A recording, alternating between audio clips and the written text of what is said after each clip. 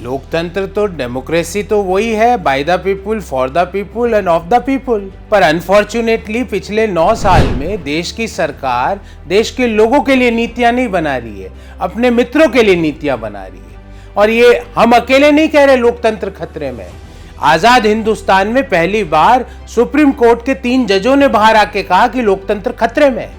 जब रातों रात आधी रात को 12 बजे सीबीआई के चीफ का तख्ता पलट हो जाता है तो लोकतंत्र खतरे में है।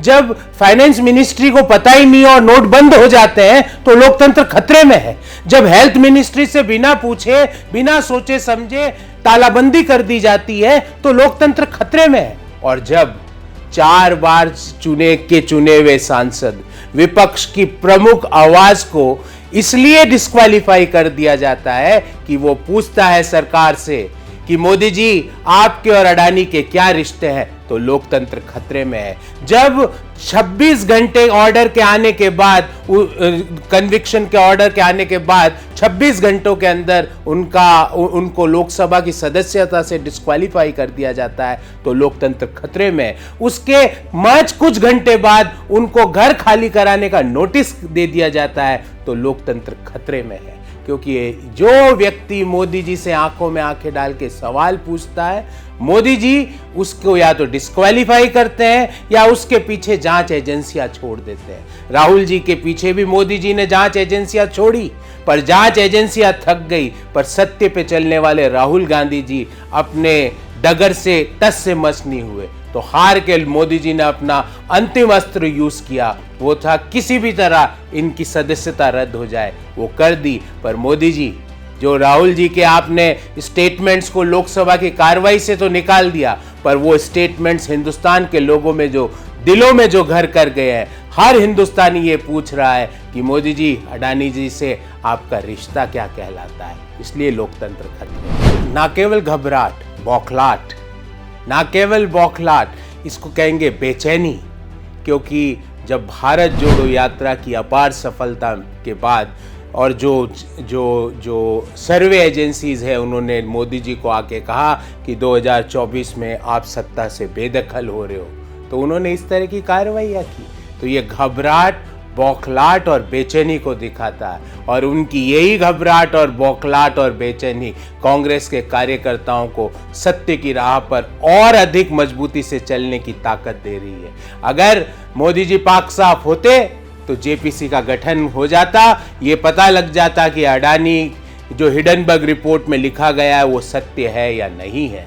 पर मोदी जी की ये घबराहट, बौखलाहट बार बार चिल्ला के कह रही है कि दाल में कुछ तो काला है। बिल्कुल, क्योंकि भारत जोड़ो यात्रा का मैं ये समझता हूँ 3 ऑब्जेक्टिव थे। पहला, जो सामाजिक ताने बाने को डेंट मारा है मोदी सरकार ने पिछले 9 सालों में, उस डेंट को रिपेयर करना। तो आपने देखा हर धर्म, हर आयु, हर प्रोफेशन, हर जेंडर के लोग, हर आयु वर्ग के लोग, हर जाति के लोग, हर रीजन के जो लोग, हर स्किन कलर के लोगों ने भारत जोड़ो यात्रा में भाग लिया।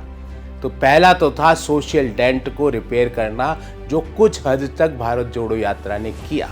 दूसरा था कि जो डिस्कशन के मुख्य पटल पर बेरोजगारी का मुद्दा, महंगाई का मुद्दा को लाना, जिसमें भी भारत जोड़ो यात्रा पूर्णतः सफल हुई।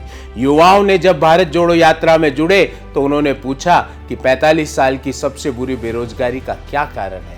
महिलाएं जब भारत जोड़ो यात्रा में जुड़ी तो उन्होंने पूछा कि 411 रुपये वाला रसोई गैस का सिलेंडर आज 1100 के पार कैसे हो गया।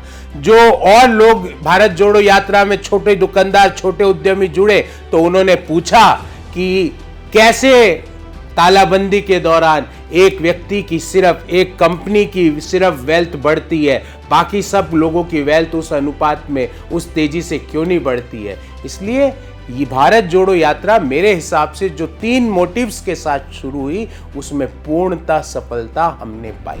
देखिए, बीजेपी को ऐसा क्यों लगता है कि भारत में सब मूर्ख हैं? इस तरह की बातें बीजेपी बोल के ये बताना चाहती है कि हम सब मूर्ख हैं। नीरव मोदी ओबीसी है, ललित मोदी ओबीसी है। कौन से ओबीसी का अपमान किया? ललित मोदी और नीरव मोदी देश का पैसा लेके भागे, उनका अपमान किया। यह तो वही बात हो गई कि पुलिस वाला आपको रोके रॉन्ग साइड में पार्किंग करने के लिए और आपको जो ही चालान काटे, आपको मेरे धर्म का अपमान हो गया। धर्म का अपमान नहीं हुआ, आपने कानून का उल्लंघन किया। सवाल यह है कि ललित मोदी हो, नीरव मोदी हो, विजय माल्या हो, ये क्या ओबीसी है क्या? क्यों विजय माल्या देश छोड़ने के 1 घंटा पहले संसद में जाकर उस तत्कालीन वित्त मंत्री अरुण जेटली से मिला? क्या बात हुई? क्या मोदी जी बता सकते हैं? क्यों नीरव मोदी ये घोटाला करने के कुछ दिनों पूर्व प्रधानमंत्री के साथ वर्ल्ड इकोनॉमिक फोरम में उसकी फोटो आ रही थी? क्या प्रधानमंत्री जी इसके बारे में कुछ बता सकते हैं?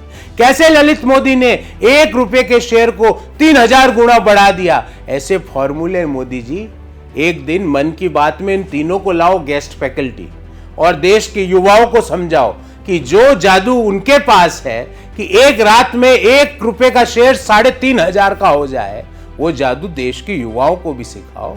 किस तरह अडानी 600 के नंबर पे विश्व में अमीरी की लिस्ट में था और 9 साल में दूसरे नंबर का अमीर व्यक्ति बन गया। ऐसी अमीरी देश के युवाओं को भी सिखाओ, उन लोगों को गेस्ट फैकल्टी में बुलाओ। तो ये ओबीसी करके देश के इंटेलिजेंसिया का अपमान भारतीय जनता पार्टी ना करे। और नीरव मोदी, ललित मोदी, विजय माल्या ओबीसी नहीं थे।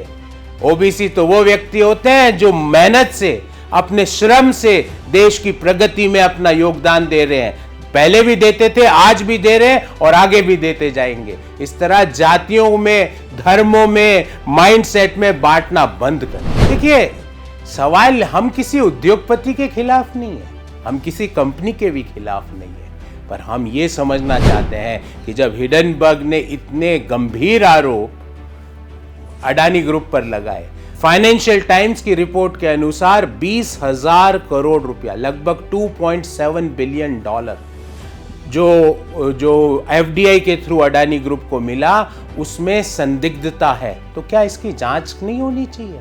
क्या ये नहीं पूछा जाना चाहिए कि ये 20,000 करोड़ रुपया किसका है? अगर ये इस जांच में ये पता चल जाए कि ये बिल्कुल पाक साफ है, कोई मनी लॉन्ड्रिंग नहीं हुई है, तो हम तो कह रहे हैं, हम तो फर्स्ट व्यक्ति होंगे जो गौतम अडानी जी को जाके गुलाब की माला पहना के कहेंगे कि ईमानदारी में इनसे बड़ा आदमी कोई नहीं है। पर मोदी जी डर क्यों रहे? हम तो बार बार ये कह रहे थे और राहुल जी ने संसद में भी कहा कि पहले मोदी जी अडानी के जहाज में चलते हैं, अब मोदी जी के जहाज में अडानी जी चलते हैं। क्या ये संयोग है कि प्रयोग है कि जहां जहां प्रधानमंत्री जाते हैं, भले ही बांग्लादेश जाए, भले इजराइल जाए, भले जापान जाए, भले ऑस्ट्रेलिया जाए, जहां जहां प्रधानमंत्री जाते हैं, जैसे ही वो वापस लौट के आते हैं, उस देश की प्रमुख कंपनी का अडानी ग्रुप के साथ एमओयू हो जाता है? क्या ये संयोग है? बाई गॉड, इतने संयोग तो हिंदी फिल्मों में भी नहीं होते। ये संयोग है कि प्रयोग है, इसकी जांच होनी चाहिए। और यही मांग राहुल गांधी जी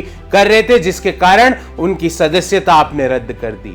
सदस्यता रद्द करने से, घर खाली कराने से सवाल नहीं डगमगाएंगे। सवाल आज भी वहीं स्थिर है कि मोदी जी, आपका और अडानी का रिश्ता क्या कहलाता है।